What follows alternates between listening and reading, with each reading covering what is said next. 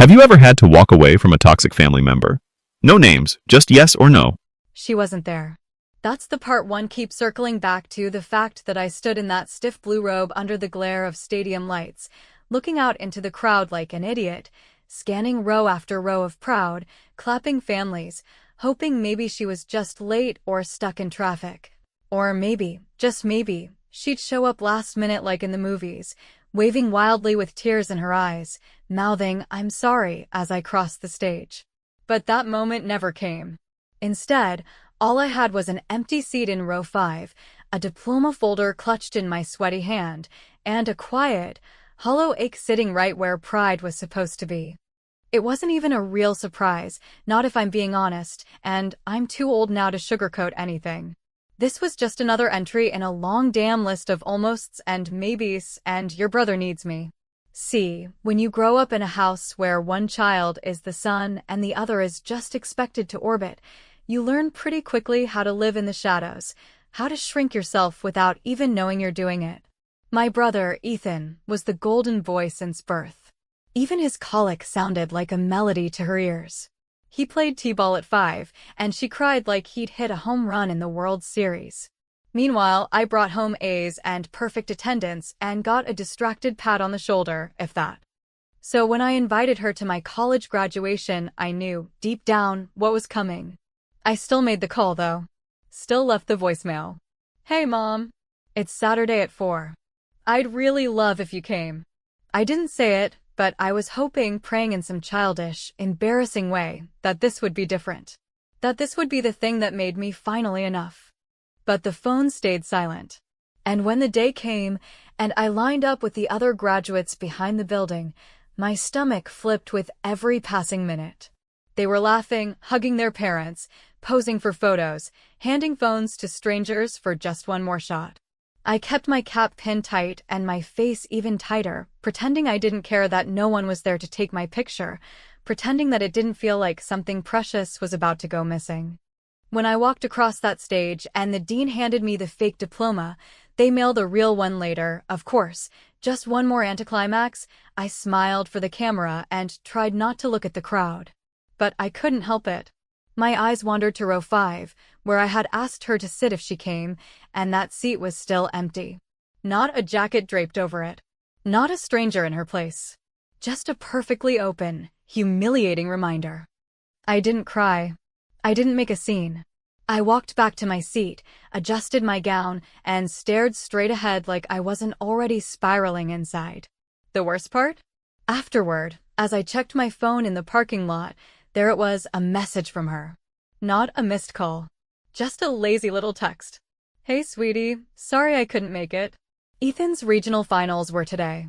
They went into overtime. He played so hard. We're so proud." She even added a stupid little smiley face at the end. Like that somehow softened the gut punch. That was the day I stopped pretending. I stopped trying to explain to her why I needed her to show up. I stopped chasing approval from someone who couldn't even remember to put my name on the family calendar. It wasn't about the game. It never was. It was about the choice, the same damn choice she made every time. And I know some people will say, she did the best she could, or moms make mistakes, or that maybe I'm just being too sensitive. But if you've ever sat alone in a sea of clapping hands and proud tears, watching strangers embrace while your mother sends you a text like you're a coworker she forgot to meet for lunch, then you know. You know that kind of silence is louder than any scream. She used to tell me I was the strong one. That Ethan needed more because he was fragile. That he wasn't like me, that he needed support. But what she meant, whether she ever said it out loud or not, was that I could survive without her. And the sad part is I did. I learned how to show up for myself, how to fake joy in front of cameras, how to clap for my own damn achievements when no one else would. After the ceremony, my roommate's mom handed me a bouquet of daisies she didn't want to go to waste. I took them with a smile and posed for a photo like they were mine. That's the picture I printed and framed, the one on my shelf now. Me alone, holding borrowed flowers, smiling like it didn't hurt. But it did. And it stayed with me. It followed me into every room where I had to explain to people why I don't talk about my family much, into every job interview where I swallowed down the ache of wanting someone to finally say, "We're proud of you," and mean it. It followed me into every birthday, every holiday, every moment that should have felt like something and didn't. Years later, people ask me why I don't speak to my mom much. Why there's this distance between us like a frozen river no one wants to step on. I usually laugh it off or say, "We're just different," because it's easier than saying, "She chose someone else." And she never looked back. But I remember that seat in row 5. I remember every single empty inch of it. And the worst part isn't that she wasn't there. It's that I still looked for her anyway. It had been a few years since that graduation, though time never seemed to move the way it should when resentment is packed into every passing day like bricks laid one after the other, each one heavier than the last. Life went on, as it always does, dragging me with it like a stubborn suitcase on a cracked sidewalk, and while the wounds my mother left never quite bled, they also never really healed. They just sat there raw, sore, waiting for someone to poke them, which she always did, without even realizing it, or maybe realizing it and simply not caring. I wasn't sure which would have been worse. By the time Thanksgiving rolled around that year, I had trained myself to expect very little, which, in a family like mine, is an essential survival skill. Still, I went. I showed up. Not because I wanted to, but because a part of me still clung to the idea that there was some dignity in being present, that maturity meant facing people who hurt you and eating your mashed potatoes anyway. It's funny, the things we tell ourselves to make pain feel like choice. My mom opened the door with that rehearsed smile she wore like a mask made of old family photos and fake warmth, the kind of smile that makes other people say, "She's just trying her best." But all I saw was someone who hadn't called me in 6 months, but had somehow found time to fly across the country to visit Ethan twice during the same period. Her hug was tight and perfumed and 2 seconds too long, like she was hoping I wouldn't remember all the times she never bothered. Inside, the house looked like a Pinterest board came to life. Pumpkin centerpieces, cinnamon candles, little hand-lettered place cards with leaves glued to them. She always loved playing the part of the perfect hostess, as long as it didn't require her to actually talk about anything real. My name was spelled wrong on the card, Cassie, instead of Cassidy. A small thing, maybe even an accident, but it didn't feel like one. Not after everything. Ethan's fiancée, Morgan, greeted me like she was running for office, all bright teeth and empty compliments. I gave her a smile, the kind you give a stranger who just bumped your cart in the grocery store. Civil, polite, hollow. The meal started with the usual small talk, that forced dance of weather updates and job summaries, everyone pretending this was some big, happy gathering instead of the slow-motion car crash it had always been. My brother dominated the table as he always did, stories about his new position, his insane gym routine, the new truck he just bought all cash. Mom laughed too loudly at his jokes, refilled his wine glass without him asking, asked if he wanted more turkey 3 times in 20 minutes, like he was a visiting dignitary. When he said he wasn't sure if he and Morgan would host Christmas or just fly somewhere chill, my mom nearly melted. "Oh, honey, that sounds amazing. You deserve it after the year you've had." No one asked about my year. Not once. I cleared the dishes, mostly to get away from the suffocating glow of a spotlight, and Mom followed me into the kitchen, where the air was quieter but not any lighter. She leaned against the counter, arms crossed, watching me stack plates like she was trying to figure out whether I was angry or just tired. I didn't offer her anything. She didn't deserve anything. Still, she sighed, that heavy, exasperated kind of sigh she used to give me when I cried as a kid, and said, in that too sweet, too familiar tone, "Cassie, you know you've got to stop holding on to things. Why don't you ever just let things go?" I wanted to laugh. Really laugh. The kind of laugh that breaks something in the room. But I didn't. Instead, I turned slowly, hands still wet from rinsing dishes, and looked at her like she was a stranger I didn't owe a damn thing. "Let what go, exactly?" I asked, though I already knew she'd never answer that question the way I needed. She shrugged, looking vaguely annoyed, as if the weight of my disappointment was somehow inconvenient to her holiday cheer. "The past," she said. "Old stuff. You always bring it back up. You never just move on." And that's when I realized something so sharp it nearly cut me in half. She didn't even remember. She didn't remember skipping my graduation, didn't remember the text she sent, didn't remember any of it. In her mind, I was the one who couldn't let go, the difficult daughter, the sensitive one. The problem wasn't that she chose Ethan over me, it was that she didn't think she had. To her, love had been distributed evenly, like pie slices at the end of the meal, and I was just sulking because I wanted more than my fair share. I wiped my hands, dried them on a towel, and didn't say a word. There was no point. You can't argue with someone who thinks reality is optional. Instead, I went back to the table, sat down, and listened to Ethan explain his stock portfolio, like he was the next Warren Buffett. Mom beamed at him like she was seeing a miracle. And I sat there, silent, invisible, slowly watching the clock, counting the minutes until I could leave. After dessert, which Ethan's fiancée insisted on serving herself, even though she hadn't made any of it, we exchanged small gifts. My mom gave Ethan a smartwatch and handed me a gift card in a plain envelope, no note, no name on it. Just something small, she said. I didn't want you to feel left out. I took it, smiled, and thanked her. But in that moment, something inside me clicked into place, not rage, not sorrow, just clarity, the kind that comes when you finally stop waiting for someone to become the person you needed them to be. I was done measuring her against who she should have been. She had shown me exactly who she was. Again and again. And the only foolish part was thinking that would ever change. I left that night without saying goodbye, and she didn't call to ask why. Not the next day. Not the day after that. I figured she was still caught up in Ethan's stories, still riding the high of his shiny, successful life, still picturing that family photo in her head where I stood just out of frame, blurry and forgettable. But that was the night I stopped being blurry. That was the night I stopped playing along. I decided then that the next time she reached out, which I knew she would, because people like her always reach out when they feel their grip slipping, I wouldn't just smile and accept it. I'd hand it to someone else. Someone who'd appreciate the attention. Someone who'd never known what it felt like to be forgotten. And I'd watch. And I'd wait. And I'd make sure they both understood what it felt like to be on the outside looking in. It had been almost 4 months since that Thanksgiving evening, an evening that had folded itself neatly into the overstuffed drawer of memories I didn't ask for but carried with me anyway, like receipts for things I never got to return.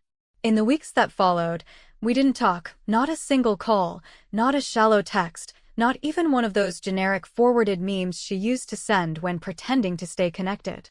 The silence was, in many ways, louder than any confrontation could have been, because it wasn't angry or emotional or even purposeful. It was simply indifferent, and that kind of silence, the kind that says, "I forgot about you again," has a way of settling deep into your chest like dust you can't quite sweep out. And then, just like that, without warning or build-up, she showed up on my doorstep one Sunday afternoon, unannounced, smiling like it hadn't been 123 days since she last looked me in the eye and pretended not to remember why I had grown so cold. It was my birthday, not a big one, not a milestone, just another number stacking itself on top of years spent performing emotional gymnastics just to keep some illusion of family intact, and I had planned to spend it exactly the way I wanted, alone, with takeout and a glass of cheap red wine, watching old movies and eating whatever the hell I felt like, which most definitely wasn't cake. She knocked twice, lightly, like someone who doesn't really want the door to open, and when I pulled it back, I saw her standing there, makeup perfect, hair curled, a little too much perfume clinging to the air between us, holding a flimsy plastic cake box from the local grocery store like it was a peace offering instead of an insult.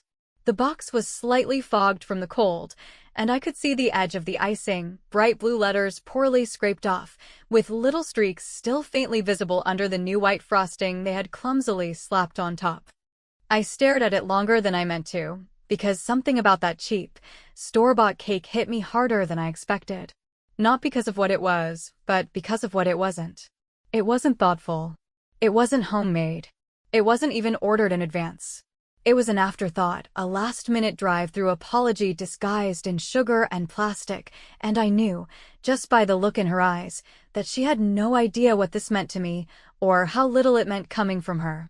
She smiled, that brittle little smile she always used when she was trying to steer the energy of a room without taking responsibility for why it had gone cold in the first place. "I figured we could just have a small slice and talk," she said, her voice light, almost chirpy, like she was inviting me to an impromptu tea party instead of walking into the wreckage she'd helped build. I stepped aside without speaking, mostly because I was too stunned to process the moment fast enough to respond properly, and she walked in like she still belonged here, like this was a house she helped make, instead of a space I built by scraping together everything she never gave me. She set the cake down on the kitchen table with an almost ceremonial reverence, peeling back the lid like she expected doves to fly out. "It's chocolate," she said, glancing up at me. "Your favorite, right?" I didn't answer. I just stared at the box and then, slowly, at the label, which had been hastily covered with a discount sticker. I peeled the edge of it back when she wasn't looking and saw it, in faded, half-removed icing script, "Congrats, champ." The cake had clearly been meant for someone else, likely Ethan, probably leftover from one of his many glorified adult victories, a game or a promotion or maybe even an engagement party I hadn't been invited to. The insult wasn't even subtle. It was lazy, obvious, and cruel in the way that only carelessness can be. She began slicing it up, pulling plates from my cabinet without asking, like she still had that kind of access, like this was her way of inserting herself back into my life without having to say the words she refused to say. I stood there watching her, watching the way her fingers trembled just slightly when she handed me the first slice, like she knew something was off, but didn't want to look closely enough to confront it. I took the plate from her, paused, then turned and said, with a calmness that surprised even me, "We should wait for Ethan. This is the kind of cake he'd really appreciate." The words hit her like a slap she hadn't seen coming, but she recovered fast, too fast, nodding and saying, "Oh, he's stopping by later anyway. I told him I'd be here." Of course she had. Of course he was. This wasn't about me, it never had been. This was about her narrative, her image, her desperate need to pretend she still had two kids who loved her instead of one who barely spoke and another who only ever called when he needed something. And so we waited. Or rather, she waited, trying to fill the silence with stories that went nowhere and questions that felt like traps. I answered none of them. I just sat at the table, watching the sunlight shift across the countertop, listening to the hum of the refrigerator, and waiting. When Ethan arrived, he walked in like he owned the place, the same way he always did, with his coat flung over one shoulder and that smug, relaxed smirk that had gotten him out of trouble since we were kids. "Hey, Cass," he said, like we were still teenagers and the last 10 years hadn't happened. "Happy birthday." He didn't bring a gift. Didn't even bring a card. Just swaggered in, kissed Mom on the cheek, and sat down at the table like it was his own damn throne. She handed him a slice of cake, one with the corner that still faintly showed the edge of a blue C under the frosting, and he dug in without hesitation, shoveling the first bite into his mouth like it owed him something. I watched him chew, watched the way his expression shifted ever so slightly, how the smile faltered and his eyes narrowed just a touch. Then the second bite. And that's when it happened. Not anything dramatic or explosive, just a small change, a quick flicker of discomfort that passed across his face like a shadow. He looked at me, mouth still half full, and I saw it in his eyes, a question, unspoken but heavy. I didn't answer. I didn't flinch.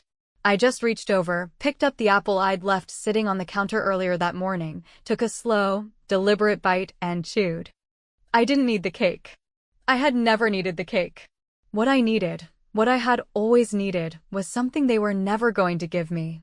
And in that moment, watching the two of them sit there, suddenly uncertain, suddenly uneasy, I realized something even deeper. They didn't know who I had become. And that, more than anything, was what scared them. There's a particular kind of silence that settles in a room when the air turns from familiar to foreign, when what was supposed to be a quiet, forgettable Sunday transforms into something that no one has the language for. Something that buzzes under the surface like a live wire buried beneath the kitchen tile, invisible, but too loud to ignore. That was the silence that filled the space between my brother's second bite of cake and the way his chewing stopped mid-motion, as if his body, wiser than his mind, was trying to figure out whether it should trust what it had just taken in or start sounding alarms. He didn't say anything at first. He didn't cough, or spit, or push the plate away, nothing dramatic or chaotic like you might expect from someone who'd just been sucker-punched by something they hadn't seen coming. He just went pale, subtly, like color was draining from him inch by inch, and for the first time in a long while, I saw something other than smug confidence behind his eyes. I saw confusion. I saw discomfort. I saw the beginnings of doubt. Our mother noticed it, too, though it took her longer to react because she had been mid-sentence, rambling on about some conversation she'd had with Morgan, his fiancé, about floral centerpieces and seating charts. As if I gave a damn about wedding logistics I'd likely never be invited to participate in. She trailed off mid-sentence, her voice catching in the back of her throat as she looked from Ethan's face to the cake and then to me, and in that moment, I felt something I hadn't felt in years: control. Not power in the loud, aggressive, performative way that people like Ethan had always wielded it, but a quiet, cold kind of power that comes from knowing something they don't. From standing in a room where every line of the script has already been rewritten and watching them stumble through the old version like fools.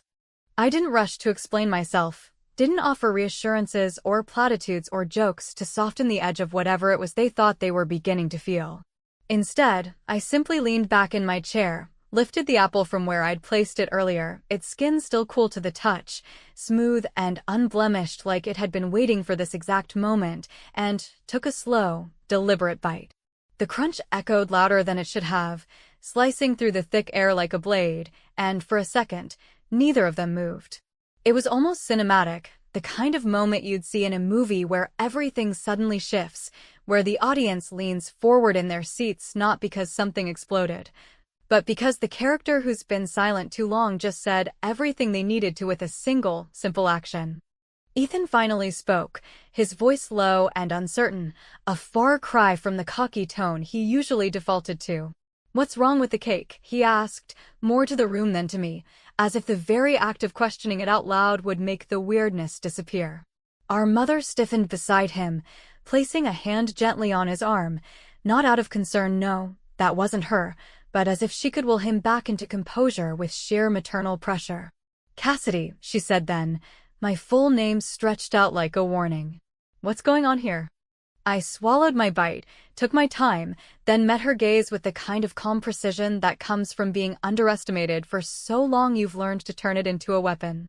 "Nothing," I said, softly but clearly, "it's just cake." And technically, it was. There was nothing wrong with it, not chemically, not physically.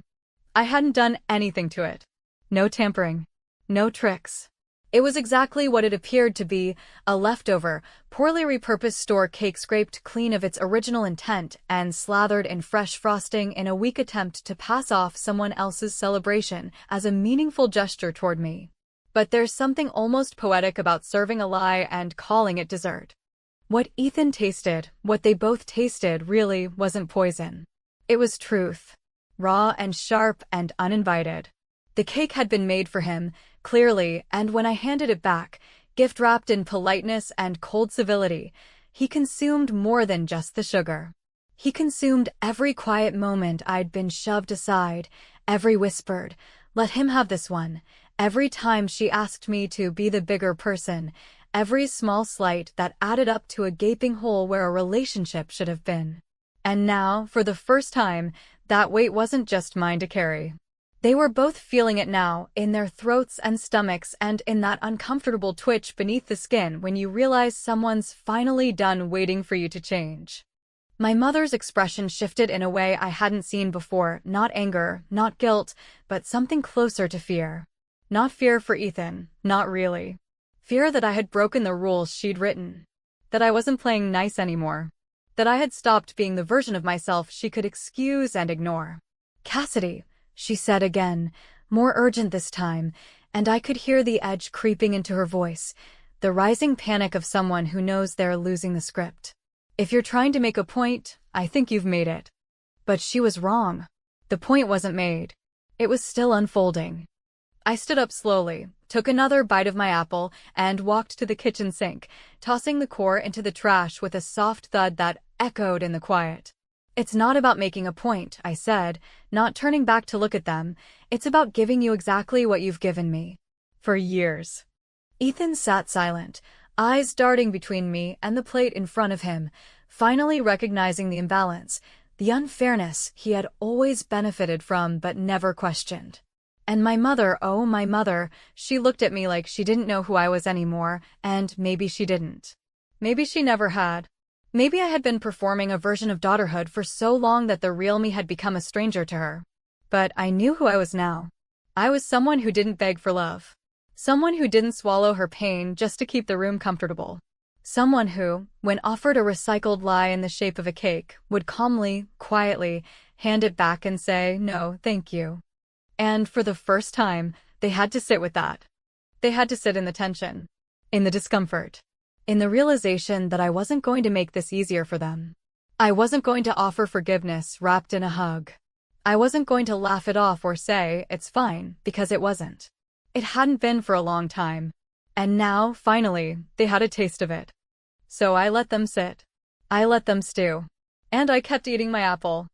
Long after they left, the plastic cake container still sitting there on the counter like a bad joke someone forgot to laugh at, the silence settled again. Not the kind that aches or hollows out your chest, but a different kind, heavier and quieter. Like a final curtain descending over a play where the actors forgot their lines halfway through, but still refused to step off stage. I stood in the doorway for a while after the door clicked shut behind them, not moving, not speaking, just listening to the absence of their voices, the vacuum left behind by their presence, and for the first time in what felt like forever, I didn't feel alone in the same way. It wasn't loneliness anymore, it was clarity. Stillness. A kind of strange peace that only comes when something long overdue finally breaks, not with a bang or a scream, but with the cold, clean sound of something that was already cracked finally snapping all the way through. The cake, of course, remained untouched, 2 slices eaten, 1 plate still sitting on the table, Ethan's fork resting crooked on the edge like he'd forgotten how to finish the meal. I didn't throw it away right away. I just let it sit there, like a warning or maybe a memorial, like some quiet monument to all the times I swallowed my pride just to be told I was imagining things. Because that's what it had always been, hadn't it? A slow, grinding erosion of reality, where I was told, year after year, that I was too sensitive, too dramatic, too ungrateful, that it wasn't favoritism, just circumstance, that Ethan needed more, that he was going through a lot, that I should understand, because I was stronger. But strength, it turns out, is just another word people use when they want you to suffer silently while they praise someone else for merely showing up. Later that night, as the house slipped back into stillness and the light outside faded into a kind of gray hush that always made me feel like I was stuck between time zones, not quite yesterday, not yet tomorrow, I pulled out the box of old photos I kept tucked in the back of my closet, a messy, half-forgotten pile of moments that had once meant something, now yellowed and curling at the corners. I didn't go looking for anything in particular, but my hands moved with a kind of practiced familiarity, flipping through birthdays where I wore forced smiles, Christmas mornings where I sat off to the side while Ethan tore through gift wrap like a celebrity on camera, school concerts where the camera was always pointed slightly to the left, just far enough that I was half out of frame. And then I found it, the photo from graduation, the one my roommate's mother had taken with the daisies I'd pretended were mine, my robe wrinkled, my hair pulled back too tight, my smile a little too perfect to be real. I stared at it for a long time, longer than I should have, tracing the outline of my face, the shadows under my eyes, the gap where my mother should have been standing. That picture wasn't just a moment. It was a truth I had been carrying for years, that I had learned how to make my own milestones matter, even when no one else noticed. That I had taught myself how to show up for myself. That being forgotten, while painful, had also made me free. I pulled a magnet off the fridge, one of those tacky tourist ones someone had given me years ago, and slapped the photo onto the center of the door. Let it sit there, front and center, not hidden in a box, not tucked away with the old hurts, but right there in the open, where I'd see it every day. A reminder, not of what I lost, but of what I had built without her. The next morning, I got the first text.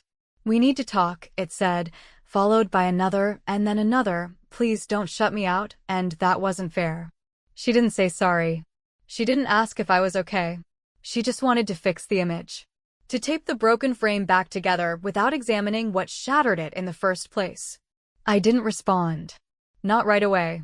I let the messages pile up like fallen leaves, cluttering the screen with their shallow urgency. Ethan tried, too. Sent a casual, "hope you're good" text like nothing had happened, like we hadn't shared a moment that rewrote the entire script of our childhood in just 2 bites of cake and a single crunch of an apple. He never mentioned the taste. Never asked what was in it. Because deep down, he knew it wasn't about the cake at all. It was about finally seeing the ledger that had been open our whole lives, his name in bold at the top, mine scribbled in the margins. I didn't block them. I didn't scream or rant or burn bridges with loud declarations. I just let the silence stretch. I let it teach them something, the same way I had been taught slowly, quietly over years. That some absences speak louder than presence ever could. In the weeks that followed, I threw out the cake, cleaned the table, moved on with my life in the smallest, most defiant ways possible. I started saying no more often. I stopped answering calls I didn't want to answer. I made plans that had nothing to do with family and everything to do with peace. I bought fresh apples and kept them in a bowl on the counter, not as a symbol, but as a choice, because sometimes choosing something simple and real, something grown and earned, tastes better than anything you're handed out of guilt. One evening, as I was leaving for a walk, I passed by the fridge, caught a glimpse of the graduation photo, and paused. Not out of sadness, not out of longing, but out of recognition, not just of the girl in the picture, but of the woman I had become since. The one who no longer begged to be chosen. The one who stopped mistaking crumbs for care. The one who understood that revenge doesn't always have to look like fire. Sometimes it looks like peace. She always chose him. Every birthday, every holiday, every time the phone rang and she answered his name before mine, she chose him. And for years, I let that choice define me, let it curl around my spine and shape the way I walked through the world. But not anymore. Now, when I think about that, I don't feel bitterness. I feel distance, the kind of distance that doesn't hurt because it's earned. So when she calls again, and she will, when she says, "Let's just start over," or "I didn't mean it like that," or "You know I love you, right?" I'll think about the cake, the moment her eyes met mine across the table, the tremor in her voice, and the stillness in my own hands.